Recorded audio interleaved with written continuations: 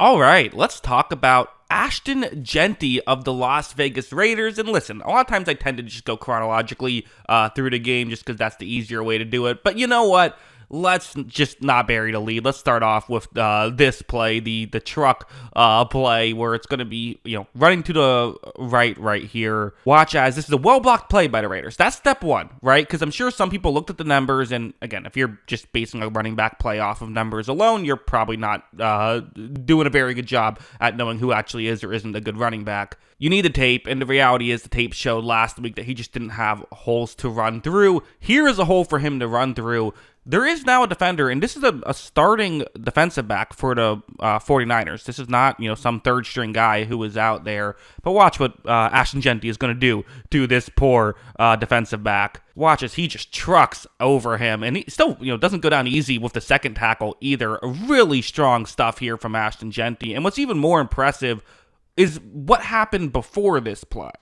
It was this play where I'm not really going to break down the concept itself. It's a passing play. Really the goal here is to have a lot of receivers run further down the field and then have Jeanty just he's going to eventually get the ball underneath and hopefully he can run and pick up some yards. Gino takes a snap. He's going to quickly get it over to Ashton Jeanty here. And as of right now, I mean, listen, San Francisco is mostly over this. You can gain some yards. It's not the worst play in the world on a 2nd down and 10, but maybe you're hoping for a little bit more right here. Watch what Jeanty's going to do. You see how I almost wonder if he wasn't quite ready for the defensive backs to get to him that quickly, because he was ready to lower the shoulder, but got tackled kind of right away. Listen, we kind of always view running backs as you just kind of do the same thing you did in college. It is a position that, for the most part, you tend to be good right away. It doesn't take too long to develop. But there are still little things that, why you need reps in preseason, right? Oh, hey, defensive backs are faster here. That makes sense. Let me get into my, move a little bit earlier.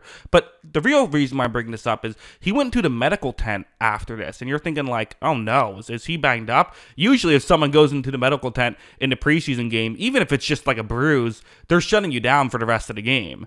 But that play where he just chucked the defender, that came after this play I just showed you where he had to go into the medical tent. So that just shows the toughness that he has and the physicality that he has. It's impressive stuff. And a play like this also shows why it matters. So what's going to happen here is this is going to be a 3rd down and 5 situation, and it's going to be running towards the offense's right on this play. So there's the whole discussion about running back value, right? And it's a fair discussion. It's something that I like to talk about. It's interesting. But one of the criticisms is, well, how valuable is it when you have a running back who might turn 3 yards into 5, right? Is that really helping you that much? And sometimes it isn't, but sometimes it really can. And this is one of those examples. Watch as when Gino gives Jeanty the football right here. So again, well blocked, and that has to be mentioned. The running back can only go as far as the offense, offensive line will take them. But once you get to a situation like this, you can potentially get more out of it. You see that there is a defensive back trying to meet Ashton Jeanty in the gap right here, trying to help prevent this conversion, because 3rd and 5. Granted, I'm sure that maybe they were considering going for it if it's 4th and 2, 4th and 1, but still, that's the situation. But watch Jeanty again, just the strength there. He gets to the spot so quickly. Contact is only made about a yard prior to the 1st down marker, but he still is, goes with, probably gains 2 or 3 extra yards after the 1st down marker on top of it. He falls forward. And, Ashton Jeanty got Marshawn Lynch comparisons in the past, and that's unfair, comparing him to a guy that might end up with a gold jacket someday, right?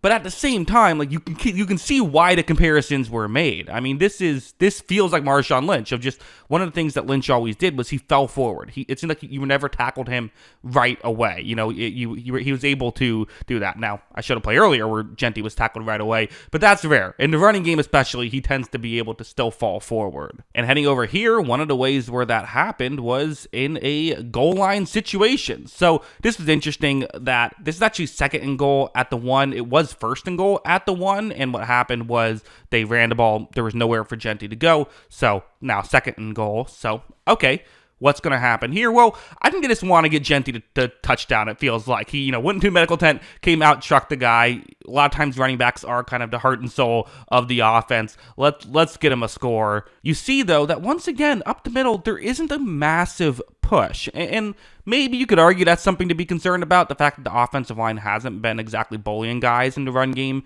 so far. But ultimately, there isn't a massive push up the middle. But again, this is the value of a running back. A league average running back probably just gets tackled at the 1 yard line. Now it's 3rd down and goal. Instead, watch how Jeanty is going to decide to go a little bit more towards the outside. And essentially, he's just going to challenge this defensive back off the edge to make a tackle. Listen, if the defensive back just steps up and makes this tackle, it's still going to be 3rd down and goal.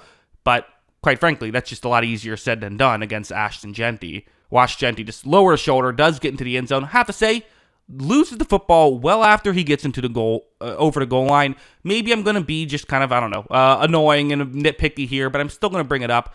Don't hold the ball over like that. That's just not a smart decision. It just isn't. You can, on 2nd and goal, the last thing you want is to fumble the ball. And I know it worked and he got over, but you never know if that's actually going to happen, right? Like, you might not be over, and if you lose the ball, it's just not worth it. I don't know. That's just my opinion. I'm sure some people disagree, but ultimately, I picked this play to show because, well, A, it's preseason. I only have so much tape to choose from, but B, because I think it's a good play from Jeanty, but can still nitpick a little bit here and there. Hey, have to nitpick some of his performance because it was a good performance, so have to figure out the negative somewhere, right? And now let's talk blocking. He's blocked well this preseason, pretty impressively well. Like, that wasn't really something that he was kind of known for in college, but he's done a good job both in reading the blocks and being able to make the blocks. So it's a 2nd and 5, and again, I know some people will say, well, who cares if a running back blocks?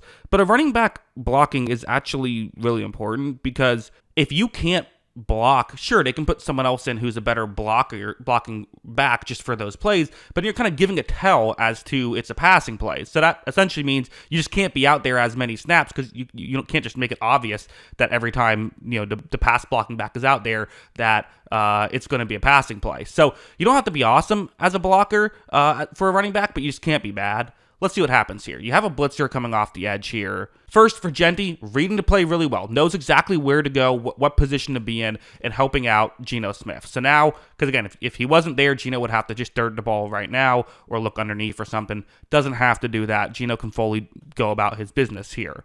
Also, you got to be able to make the block. But again, as you see, Jeanty does a great job of that as well. Really good stuff all around for him. So, yeah, I mean, listen, this was a good performance. It really was. Like, he showed what you want to see him show. I think we were still maybe waiting for one of those, amazing, Boise State runs where he runs through the whole defense. But the reality is, you can't expect those on every play or anything like that. But ultimately, he had his moments where he could make plays, and he really made the most of those moments, and that's what you like. He's consistently showing that he can be an effective back in this league, and again, we'll see what the ceiling is, but being able to run over NFL starting defensive backs is not something every running back can do.